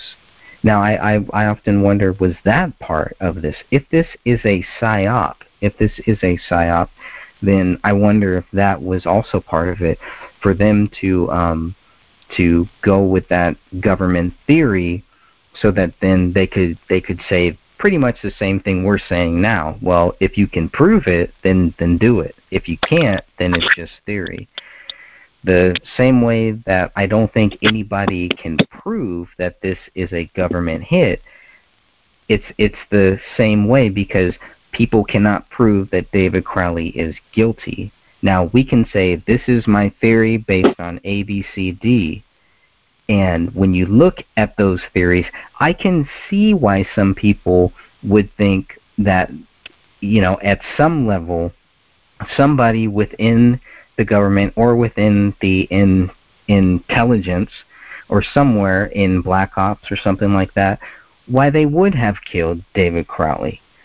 That doesn't make it true, but I'm trying to also think, okay, well, why would somebody think that David Crowley is guilty?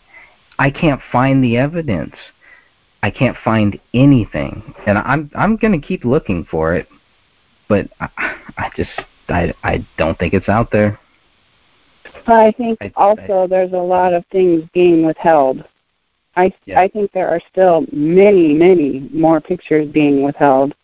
And where is the actual rest of this report? Yeah. Right. And, I mean, the initial police report is the only thing that you guys received. Yeah. That isn't a full investigative report because BCA should have their own investigation report to go with that. And to my knowledge, you guys don't have that, right? No, we don't. But I would love that to would have know how been, we get that. Right. That would have been what gave us more information that we have no clue where it's at because it wasn't included in that initial police report. Yeah.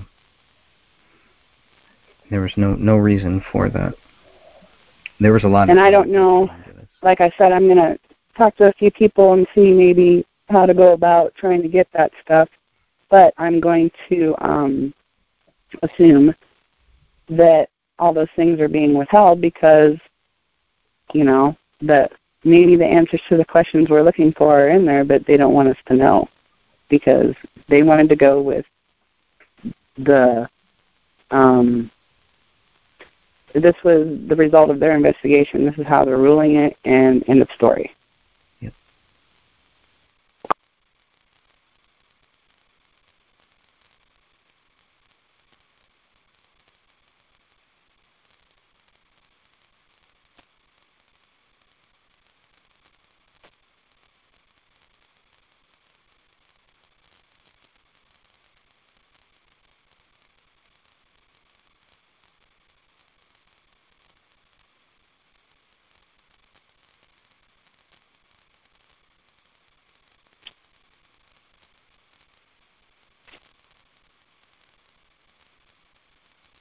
Well, I'll keep you posted on that stuff, and I'm going to let you guys go, and everybody have a good holiday.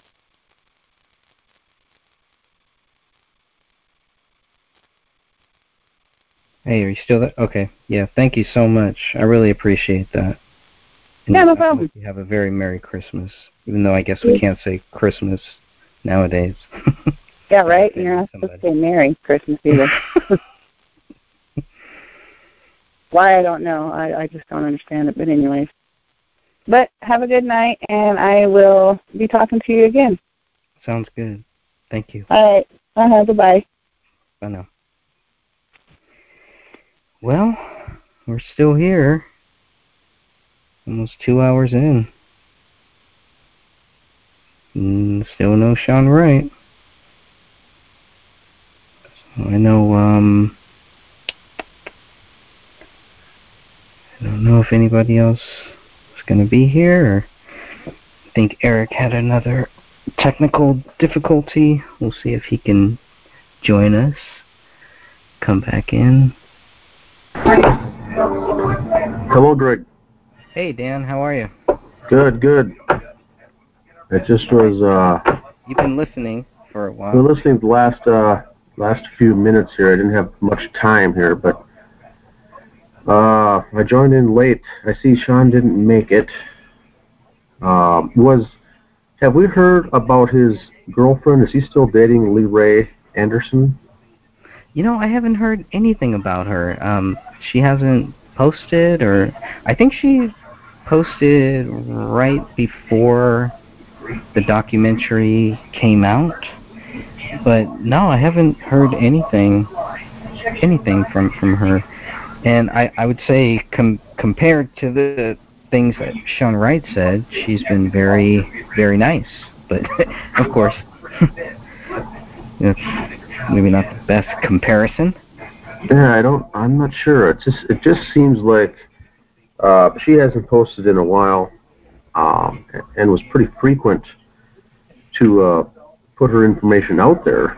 And since Sean has been very, I would say, violent with his temperament recently, it almost seems like there was a bad breakup or something to that effect, and maybe someone else can call in or join to see if that's true or not, because I know Sean's been sober since 2007, and I'm just hoping he's not off the wagon or anything like that with his comments, because she told me just on some instant messages that he's really gotten his act together and cleaned up in his life and straightened things up, and but this last week's outbursts, I'm just hoping all things are well with him on that front, but we haven't heard from anybody, so I'm not sure.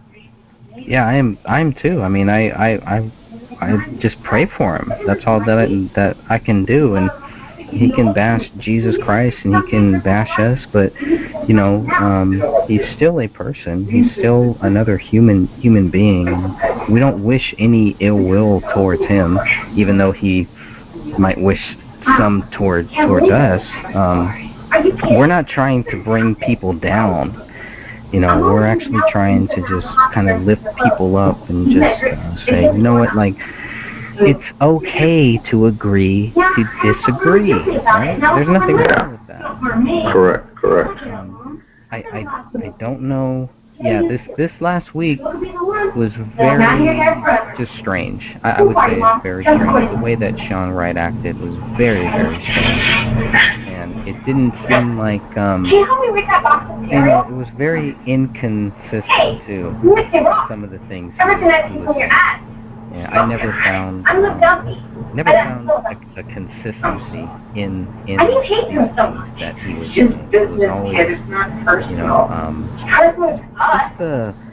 only the violent behavior towards me, I guess, but also just the cussing and yelling, all that stuff. It was just like, there was no point to it. We were just trying to just, okay. Like I said, he contacted me. He wanted to debate me after I put this out there saying that I would debate any guy. And he said, okay. And then he didn't show up. So. Yeah, it says here in my notes, I'm going back and looking that, she started dating him, this is Lorraine, back in 2012. So we're in 2017 now. If they are still together, that's 5 years in. Boy, I just don't know if something happened or not, because that lengthy message he wrote, essentially that he spammed, several people reported it as spam on the Justice for David Crowley of Gray State. And so as an admin, I log in one morning and I see there's six posts of messages of spam reported that I had reviewed, and they're all his that other people had reported. So can you? He not only posted that not only posted that just on one site in response to something that I wrote, but he copied and pasted that on 5 or 6 other threads on that Justice page alone, and then posted it on the Justice for David Crowley and Family page, and then it sounds like that he had pasted it in some instant messages as well to some folks. So he just really spammed the heck out of that thing, and he put his own name on it and signed off on it and everything. So the first one that I saw was like 5:30 in the morning. So the first thing I thought of was,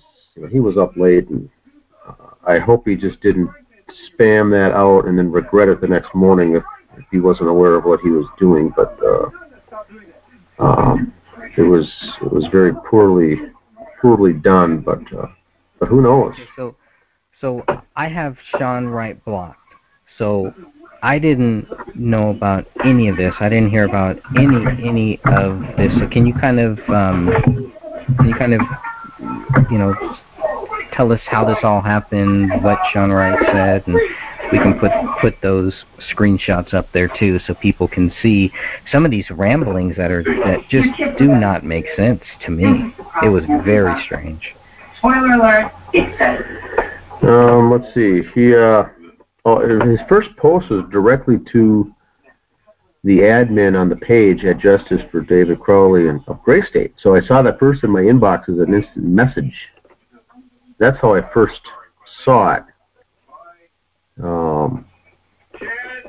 And then he started he must have had it pasted or copied, and then went to various posts that were getting airtime on the Facebook page, and it just pasted as comments on the threads. And I know you're not too active on that other Justice for the Gray State page, and that's when I emailed you that afternoon and said, Sean's really been pasting a lot of stuff on the comments, and you said you were unaware of it at that point. I said, well, check it out when you get a chance. And that was that day that. Which I couldn't see. It was only after people started posting the screenshots that I could actually see what shot. Yeah, that's the first time you saw it. Yeah, that's correct. And mine, of course, even if I wanted to write back, it shows up as Facebook user unknown, and you can no longer respond to this message. So right away when he posted to the inbox, he blocks himself and then leaves the page. So I can't even respond, to him or to it or to the message or anything. But I saw people started screenshotting it when he started making the lengthy posts. Yeah, he brought up that one thing about Chris Peck. I mean, he brought it up like he was proud of it, like he was proud that they were able to get Chris Peck into your house without you knowing it. To me, it's like that's something very shameful, very shady, very shady. You're right, embarrassing even to admit that.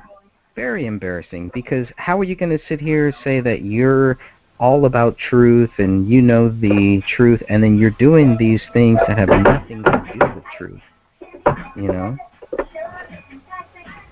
All of these games.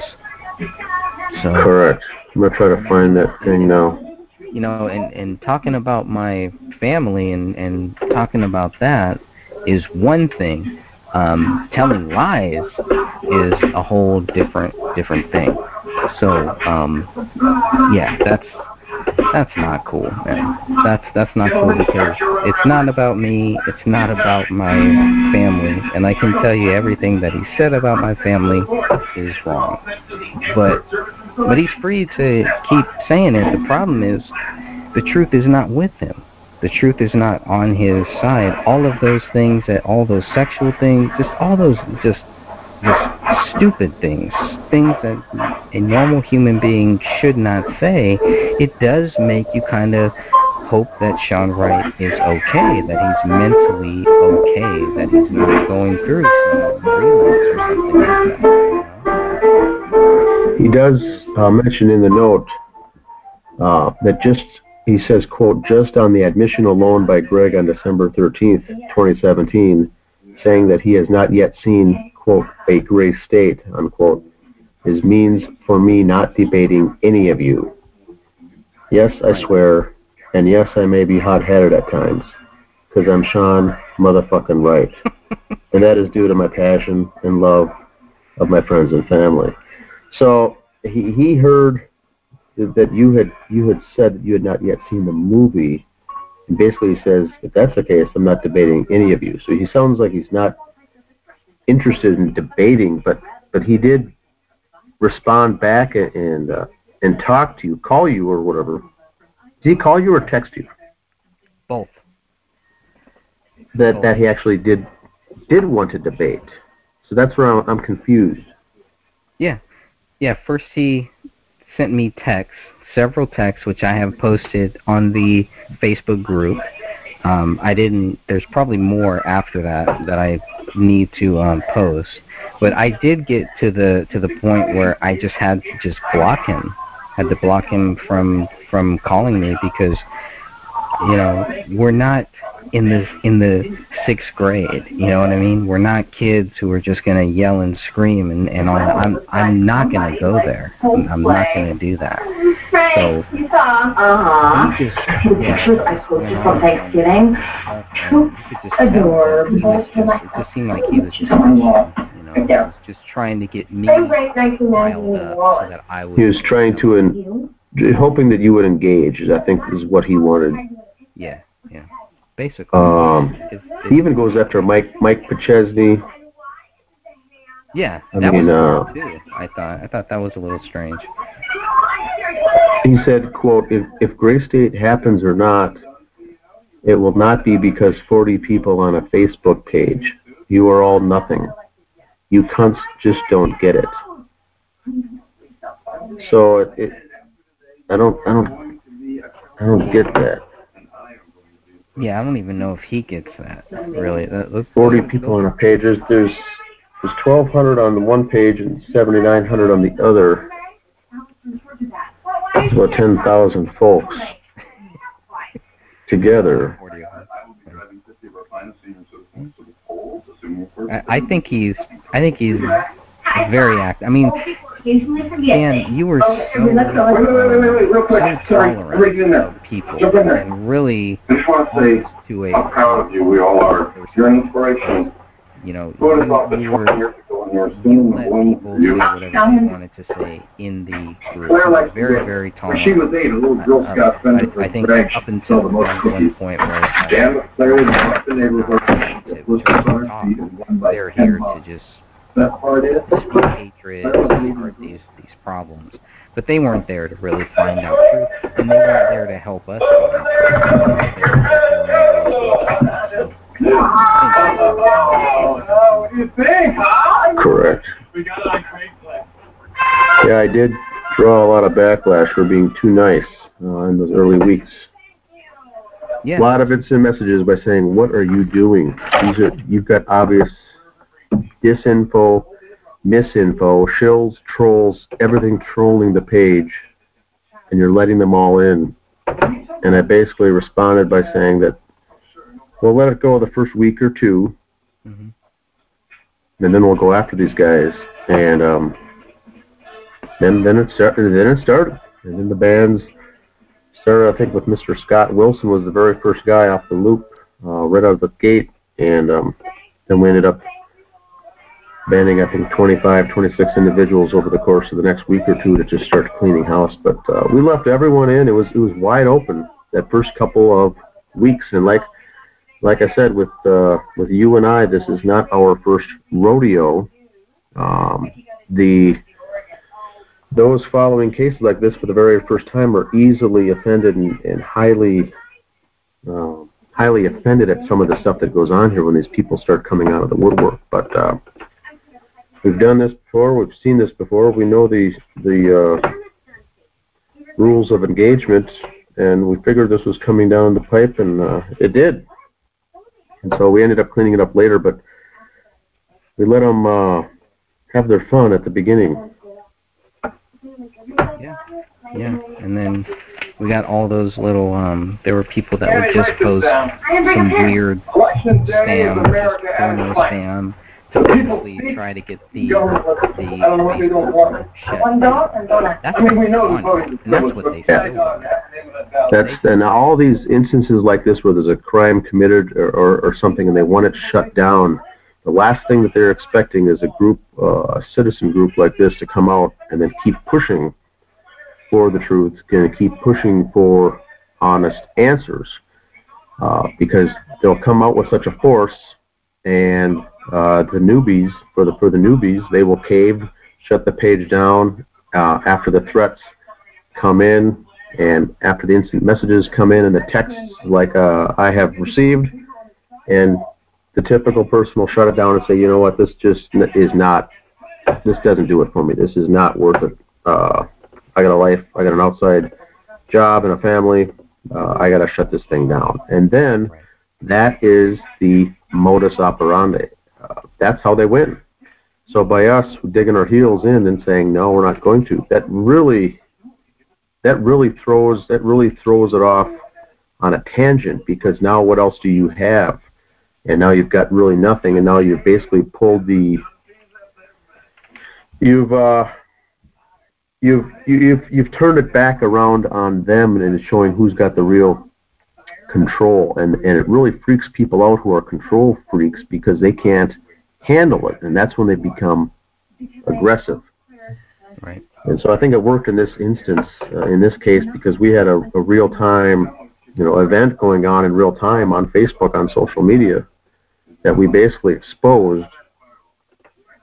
And right when it got bad, the first things that come out is they want to take over and shut down the site, or they want to grant or request administrative rights to the page.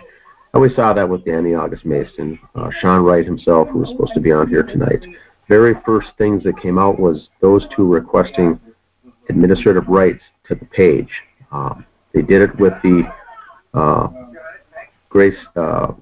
Justice for David Crowley of Gray State page, and the creator at the time, Thomas Lapp, who was the founder of that page, granted them. And it was only hours later that users were able to visibly see chunks of data, chunks of threads and comments removed and deleted off that page before Thomas realized that he had been had, and it was all just a ruse to get the page. So when I said no to the administrative rights on my page, Justice for David Crowley and Family, that's what really set off the guys. Sean Wright in particular is when he contacted me, called me, and that's when the threats and everything began.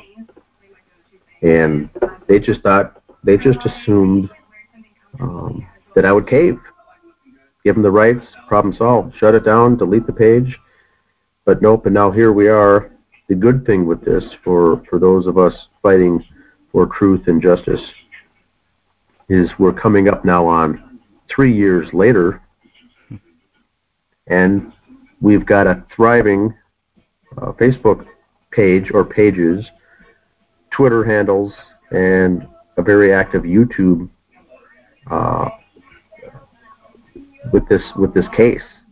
It's very active in social media. So through all the ups and downs, we're still here battling it out.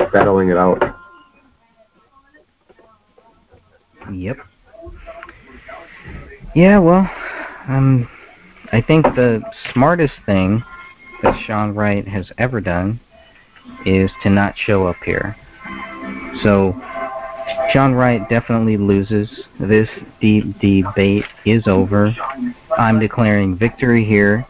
And if Sean Wright wants to come back and debate at any time, I would ask him to contact the moderator, Eric Spitfire Wilkinson, because obviously I have blocked Sean Wright. I have blocked him, and I really don't want anything more to do with him unless he's willing to come here and debate me right here. I have nothing more. I've given him every opportunity. I've given him every chance to just, share with the public your view. He loves to contact people privately. He loves to try to talk to them privately. But he doesn't want to do it in some open forum like this. No, he'll never do that. And at this new Gray State documentary, they had a Q&A, right? They had this panel. That's one of those panels where you have 4 or 5 people on there who all believe the same thing. Why didn't they have us on those panels? No, they didn't want that. That would not go against the official narrative. Right. The other thing that I just wanted to point out about when Sean Wright said that on December 13th, I made the statement that I hadn't seen a Gray State. I've been making that statement ever since I learned about this. It's been very clear. It's been there was a woman working there. for him to say that me saying this on December 13th is a great thing. No, I've been saying that for a long time. I've never, there's never, you know, and what I'm looking forward to is actually seeing it now and seeing if it does change my view on it. Because I'm going to be honest, and I'm going to be willing to say, let it roll down the driveway. I've seen these different things. Now I think David is guilty. Your daughter? It's Claire. We need her to be. I don't want to be around when something that I come unravel. Maybe those poor workers take shifts. Showing what or into thinking whatever they want me to think. Yeah, and Greg. Yeah, and Greg, you're right on the money there too. Even with 2 weeks ago when Danny August Mason came on and started spewing his hate on the pages and then went away after one day, his first thing was he asked you and me both, have we seen the documentary? So that just goes to show how out of touch he was. You and I have both stated many times publicly that we have not seen the documentary. We're not really interested in actually seeing it, but we've also said that we haven't seen it, so it should not be news to anybody following this that we have not taken the time to watch this 93 minutes of strangeness is what I've heard it called. Very strange documentary, or even better yet, probably what you said was a sloppy-mentary. Well, yeah, and they also never talk about that our criticism is based on everything that we've read, based on the people that we've talked to who have seen this. These people who say, well, we have seen this, and this is why David Crowley is guilty. Then you actually read what they wrote, and you see they don't know anything either. They have no idea why David did what he did. They tried to tell us that this film, the only question it doesn't answer is why. That is a total lie. This film answers nothing. So the only thing that it really answers is that they have no answer. And that's just my criticism, and I would think yours too. Maybe you are the one that is bothering me. How do you read by people who have written things that have seen this and know why David Crowley did this. And they say they can't even prove it. I know we gained a lot of new members after that first initial airing on A&E that night, on that Monday night, the 11th of December. And the people that joined were like, the whole movie was horribly awkward because it didn't really make sense. It didn't follow any path, and in fact, all it did was leave me, the viewer who watched it, with more questions, and that's how they stumbled upon. They came home then that very night and looked up the website and our pages, and then became, members and started following it because they knew it just didn't jive. It didn't sit well in their gut after watching that documentary. The pieces didn't add up as the recurring theme that I heard from folks who did see the documentary. It didn't. The puzzle pieces did not fit. Right. Heard the same thing. Yep, it's true. Well, I got to jump off here, Greg, here in a few minutes. Glad I was able to join her the last few minutes. I was unable to meet Kat, and I know she's been posting a lot recently. So, Kat, if you're listening, good job, good work. You're asking good. What I like about these new folks that are on the group, Greg, is they're asking good questions. Yeah. That's a good sense of how open-minded or how they're really asking. What's the word? They don't have cognitive dissonance. It seems like some of these new members on the group. They're open-minded, and they're actually having critical thinking by the questions they're asking. So it's good to see. It's a breath of fresh air to see open-minded individuals joining the group and asking questions. And we know there's a lot of lurkers out there also that aren't necessarily posting or making comments or adding to threads, but are taking this all in, and all of that is very good. We welcome all the new folks interested in the case. That's right. That's right. And we'll keep on searching. We'll get there, man.